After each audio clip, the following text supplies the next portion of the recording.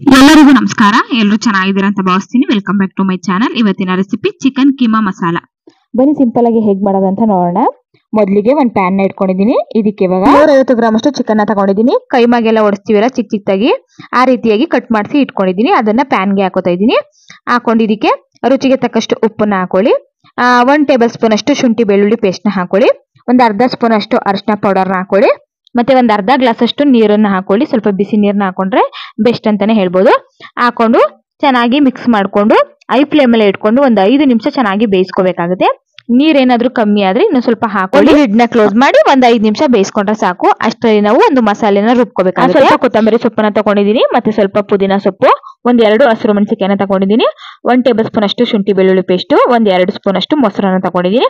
ಇಷ್ಟನ್ನು ಸಹ ನಾನು ಮಿಕ್ಸಿ ಜಾರ್ಗೆ ಹಾಕೋತಾ ಇದ್ದೀನಿ. ಹಾಕೊಂಡು ಸ್ವಲ್ಪ ನೀರನ್ನ ಸೇರಿಸ್ಕೊಂಡು ನೈಸ್ ಆಗಿ ರುಬ್ಕೋಬೇಕಾಗುತ್ತೆ. ನೋಡ್ತಾ ಇರ್ಬೋದು, ಈ ರೀತಿಯಾಗಿ ನೈಸ್ ಆಗಿ ರುಬ್ಬಿಟ್ಕೊಳ್ಳಿ.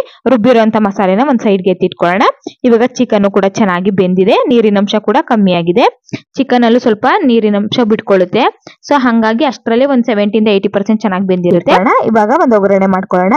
ಒಂದು ಬಾಂಡ್ಲಿನ ಇಟ್ಕೊಂಡು ಒಂದು 1/4 ಕಪ್ ಅಷ್ಟು ಎಣ್ಣೆನ ಹಾಕೋತಾ ಇದ್ದೀನಿ. ಅಂದ್ರೆ ಒಂದು 4 ಟೇಬಲ್ ಸ್ಪೂನ್ ಅಷ್ಟು ಎಣ್ಣೆ ಹಾಕೊಂಡ್ರೆ ಸಾಕು. ಇದಕ್ಕೆ ಇವಾಗ ಒಂದು ಈರುಳ್ಳಿನ ಚಿಕ್ಕ ಚಿಕ್ಕ ಕಟ್ ಮಾಡಿ ಹಾಕೋತಾ ಇದ್ದೀನಿ.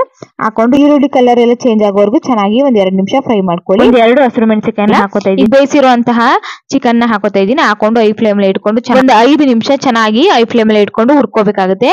ಇನ್ನು ಸ್ವಲ್ಪ ನೀರಿನಂಶ ಇರೋದೆಲ್ಲ ಚೆನ್ನಾಗಿ ಡ್ರೈ ಆಗ್ಬೇಕು. ಅಲ್ಲಿ ತನಕ ಫ್ರೈ ಮಾಡ್ಕೊಳ್ಳಿ. ಎಗ್ ಬುರ್ಜಿ ಎಲ್ಲ ಮಾಡ್ಬೇಕಾದ್ರೆ ಆಗುತ್ತಲ್ಲ ಡ್ರೈ ಆಗಿ, ಆ ರೀತಿಯಾಗಿ ಆಗ್ಬೇಕು. ಅಲ್ಲಿ ತನಕ ಚೆನ್ನಾಗಿ ಹುರ್ಕೋಬೇಕಾಗುತ್ತೆ. ನೋಡ್ತಾ ಇರ್ಬೋದು, ಆಲ್ಮೋಸ್ಟ್ ಈಗ ಹಾಗೆ ಆಗಿದೆ.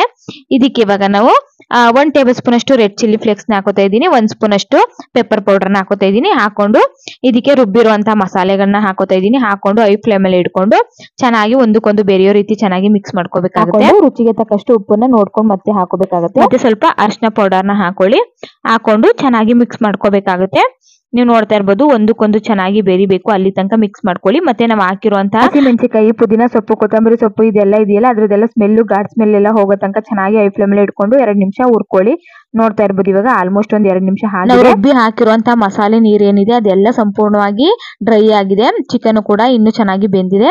ಇವಾಗ ಲಾಸ್ಟ್ ಅಲ್ಲಿ ಸ್ವಲ್ಪ ಕೊತ್ತಂಬರಿ ಸೊಪ್ಪು ನಾವು ಉದುರಿಸ್ಕೊಂಡು ಒಂದ್ 2 ನಿಮಿಷ ಚೆನ್ನಾಗಿ ಫ್ರೈ ಮಾಡ್ಕೊಂಡ್ರೆ ಚಿಕನ್ ಕೀಮಾ ಮಸಾಲ ರೆಡಿ ಆಯ್ತು ಅಂತಾನೆ ಹೇಳ್ಬೋದು. ಸೂಪರ್ ಕಾಂಬಿನೇಷನ್ ಚಪಾತಿಗಂತೂ, ಮತ್ತೆ ಬ್ರೆಡ್ ಜೊತೆಗೂ ಕೂಡ ಹಾಕೊಂಡು ತಿನ್ಬೋದು. ಸಖತ್ತಾಗಿರುತ್ತೆ. ಒಂದ್ಸಲ ಟ್ರೈ ಮಾಡಿ, ನೀವು ಇಷ್ಟಪಟ್ಟು ತಿಂತೀರಾ. ಸಖತ್ತಾಗಿರುತ್ತೆ.